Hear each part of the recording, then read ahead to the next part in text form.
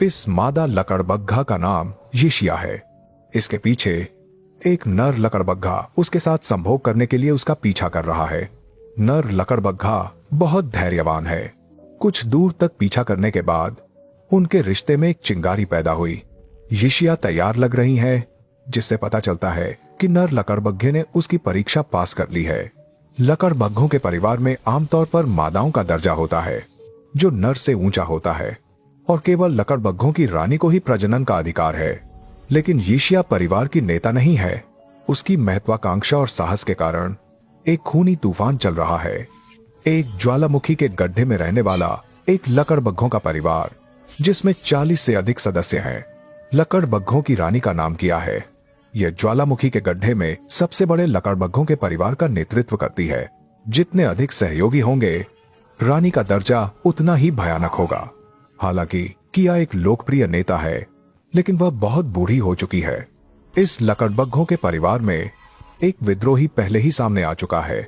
किया के कई बच्चे हैं, लेकिन केवल 2 बेटियां हैं, बाकी सब बेटे हैं। नर लकड़बग्घे जब बड़े हो जाते हैं तो वे अपने परिवार को छोड़ देते हैं। इसीलिए उसकी बड़ी बेटी साशा और 2 हफ्ते की छोटी बेटी कोको टिया के इस समय सबसे भरोसेमंद लोग हैं। विद्रोही यिशिया असल में किया की बहन है। वह लंबे समय से अपनी बहन के ताज पर नजर गड़ाए हुए है और उसके बहुत सारे समर्थक भी हैं। लकड़बग्घों का क्षेत्र शेरों के क्षेत्र के साथ ओवरलैप होता है। वे प्राचीन काल से दुश्मन रहे हैं। लकड़बग्घों के परिवार के एक भोज में शेरों ने लकड़बग्घों को दबाने के लिए किया पर हमला किया। उनकी मेज पर रखा भोजन शेरों को भोजन छीनने के लिए आकर्षित कर लाया। चूंकि दूसरी तरफ 3 शेरनियां थीं, लकड़बग्घों के परिवार ने और भी ज्यादा डर दिखाया। वे जल्दी जल्दी कुछ और कौर खाने की कोशिश कर रहे थे। जैसे जैसे शेरनियां करीब आती गईं, डरे हुए लकड़बग्घों का झुंड तितर बितर हो गया। दृश्य एक बार में अराजक हो गया। ये यिशिया को खुद को साबित करने का एक अवसर देता है। शेरनी उसका पीछा कर रही थी। अगर कोई सहयोगी मदद के लिए हाथ नहीं बढ़ाता तो यिशिया की स्थिति जीवन और मृत्यु की होती। वह शेरनी के चंगुल में फंस गई और उसे पीटा जा रहा था। यिशिया ने जमकर संघर्ष किया और अंत में शेरनी के चंगुल से बच निकली। वह भाग्यशाली थी कि अपनी जान बचा पाई, और यह प्रक्रिया दूर खड़े लकड़बग्घों के परिवार की नजरों में थी। इससे यिशिया की चमक और भी बढ़ गई, क्योंकि शेरनी के साथ उसकी लड़ाई में वह जीवित रहने में कामयाब रही। इसने यिशिया के लिए सत्ता पर कब्जा करने का एक अच्छा अवसर भी बनाया। जब किया और उसके सहयोगी शिकार पर बाहर थे, उसके बच्चों को मांद में छोड़ दिया गया था। इसने यिशिया के लिए एक अवसर बनाया। उसका साहस और बढ़ गया। इस समय साशा अपनी बहन कोको की देखभाल कर रही थी। जब दूसरे लकड़बग्घे कोको के पास आना चाहते थे तो साशा उन्हें भगा देती थी। ये उसकी मां द्वारा उसे दिया गया कार्य था कि अपनी बहन की अच्छी देखभाल करनी है। बगल में खड़ी यिशिया की आंखों में एक क्रूर चमक थी। उसके सहयोगी भी उसके पास थे। आमतौर पर लकड़बग्घों की रानी की सबसे छोटी बेटी को किया का पद विरासत में मिलेगा। अगर यिशिया किया के शासन को उखाड़ फेंकना चाहती है तो उसे किया की बेटियों को खत्म करना होगा। साशा को कुछ एहसास हुआ। यिशिया उनके करीब आ रही थी। साशा अपनी बहन के सामने खड़ी हो गई और यिशिया को भगाने की कोशिश की, लेकिन इसका कोई फायदा नहीं हुआ। यिशिया ने कोको को अपने मुंह में उठाया और भागने लगी।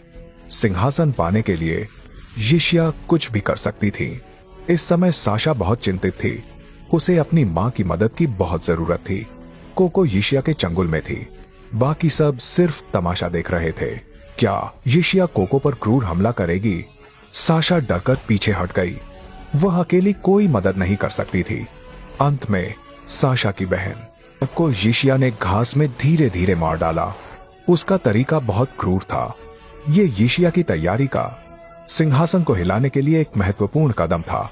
इस समय किया लकड़बग्घों के परिवार का नेतृत्व करते हुए शिकार से लौटी। हालांकि मांद में बचे अन्य लकड़बग्घों के सदस्य उसका अभिवादन करने के लिए दौड़कर नहीं आए और हवा में माहौल अचानक जम सा गया। ये सब क्या हो रहा था? किया ने अपनी दोनों बेटियों को ढूंढना शुरू किया। जमीन पर खून के धब्बे थे। आंखों के सामने की सच्चाई ने किया को पूरी तरह से स्तब्ध कर दिया। उसकी सबसे छोटी बेटी कोको मर चुकी थी। बड़ी बेटी साशा अभी भी जीवित थी। किया ने तुरंत यिशिया पर शक किया। वह तुरंत अपने सहयोगियों को लेकर यिशिया से हिसाब चुकता करने के लिए आगे बढ़ी। हालांकि यिशिया सामने खड़ी लकड़बग्घों की रानी से नहीं डरती थी, क्योंकि उसके समर्थक किया से ज्यादा थे।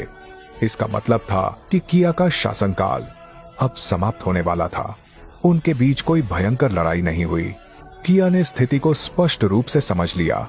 उसने अपने सहयोगियों के साथ सिर झुका दिया और फिर मुड़कर जाने लगी। सिंहासन का हस्तांतरण दोनों पक्षों ने बहुत शांति से किया। किया ने स्वेच्छा से सिंहासन छोड़ दिया। यिशिया, यह महत्वाकांक्षी लकड़बग्घा, आधिकारिक तौर पर इस परिवार की नई नेता बन गई।